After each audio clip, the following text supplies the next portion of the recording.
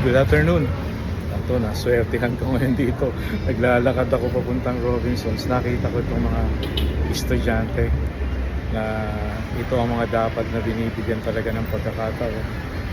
Pero mo, galing pa itong mga bata sa Davao. Pero nag-iikot-ikot ngayon dito sa Maynila para makakita ng kanilang sasakyan. Ito sila. Ito, sirs. Tayo ha. Dabo, Ano sir. pangalan mo? Dawel Shan Timos kay Dabo. Ikaw, sir, ano pangalan mo? Engine Cadet 70 Manalo po, sir. Ikaw, sir, pakita ka. Okay lang ba? Kita ka? Sir. Sige. Angelo Sanchez kay Gampang po. Engine Cadet. Ikaw, ma'am. Engine Cadet Lanyas po. Ikaw. Dari sa sana Decadet. Pakita niyo yung mukha niyo. Saludo Vince Michael Decadet. Taga saan kayo? Anong school kayo? From DMMA po. From DMMA, sa Davao to, di ba? Actually, kumukuha ako doon ng mga cadets matagal na. I know your Captain Paramio, I know dati si Edwin Eusebio, they are all my friends. Kaya wala na rin sa inyo si di ba, yung STO dati? Si Jervin. Si Jerwin, okay, I know him. Pero yung yung unang-una?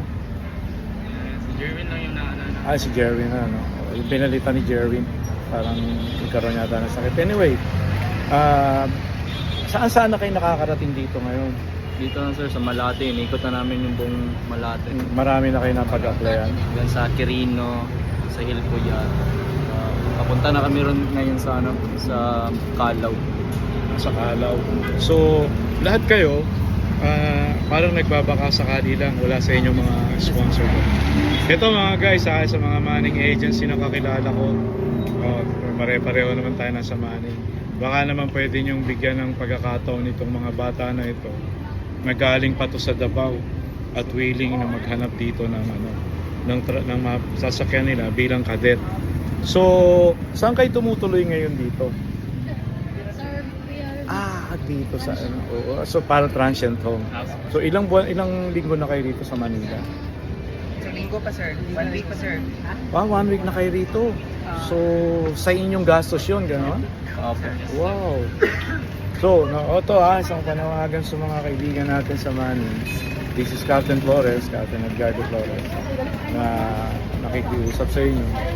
Baka naman may lugar kayo sa mga bata na to, kukunin ko yung mga pangalan nila. Tapos papadala ko sa inyo. Baka naman matulungan nyo. At titignan ko rin, papupuntahin ko rin sila sa ISMED kung ano rin ang maitutulong ng ISMED sa kanila. So, ngayon, ano mga pwede nyo gusto nyo ipakiusap sa mga manning agency? Nai-entertain ba kayo? Pinapapasok naman kayo? Usually po, sir. Karamihan referral. Ang referral. Referral talaga. Pero wag nyo iisipin na backer system yon, ha? Dahil syempre gano'n naman talaga ang requirements ng manning. And you have to understand, marami silang crew na nagre-recommenda rin. So you have to understand that na wag sasama loob nyo, tiyaga lang, siguro pagtsatsaga nyo makakakita rin kayo, but I will try to kayo, ha? Pero bibigay ko sa inyo yung aking padala nyo yung mga pangalan nyo, ha?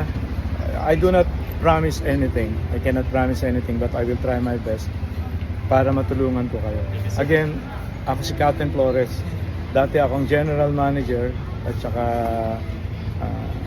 Honors Representative ng Eastern Mediterranean Manning Agency, pero ngayon consultant na lang ako. Pero I will try to talk doon sa natin, doon sa aking mga kaibigan, mga kasama sa ISMED. Ha? So pagkatapos ng ating pag-uusap, bibigay ko sa inyo yung aking at padala niyo sa akin yung mga pangalan niyo. At bibigay ko rin sa inyo yung address ko. Actually, nandyan lang ako sa training center. Nasa training center na rin kasi ako ngayon. Yung para sa practical assessment. But anyway. So, ano panawagan mo ngayon sa mga manning? So, sana po makuha niyo po kami. At bigyan kayo ng Mabigyan ng pagkakataon, lalo na kagaya namin na walang makakilala na taga-loob or taga-manning agency. Okay. Ikaw to. Sana matulungan niyo po kami na makuha kami as a cadet for your company po. Ikaw? Sana po mabigyan kami ng opportunity and ma-prove, ma-show up yung skills namin and ability sa our shipping agency dito sa Manila. So, ma'am. Sana matanggap kami kahit anong shipping company siya. At saka mapakita namin kung especially sa amin mga babae na konti lang ang company na kumukuha. Kaya sana mabigyan kami ng pagkakataon. Sana mabigyan Okay ba? Okay lang po. Sana mabigyan ng opportunity yung mga walang bakit na mga-apply sa mga shipping management na mabigyan ng company, something. Sir? At sana mabigyan kami ng mga opportunity to mapakita yung skills namin as a cadet pa lang.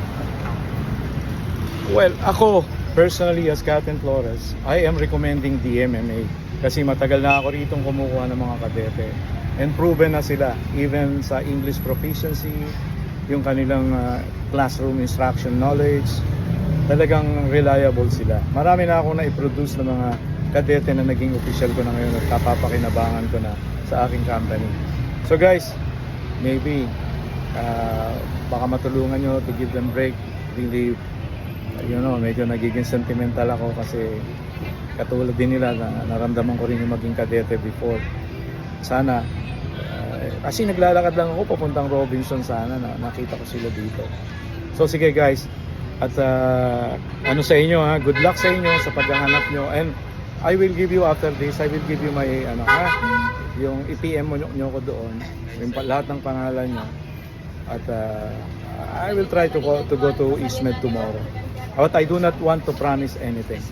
I will try my best. And also, kung meron yung mga ibang manning agency dyan na kay kakilala ko na nangangailangan ng kadet, eto na sila. They came from Davao. Imagine, andito sila ng transient phone na umiikot sila sa buong Malate, Ermita to find a company that will give them break. Please assist them. Thank you very much and have a nice day.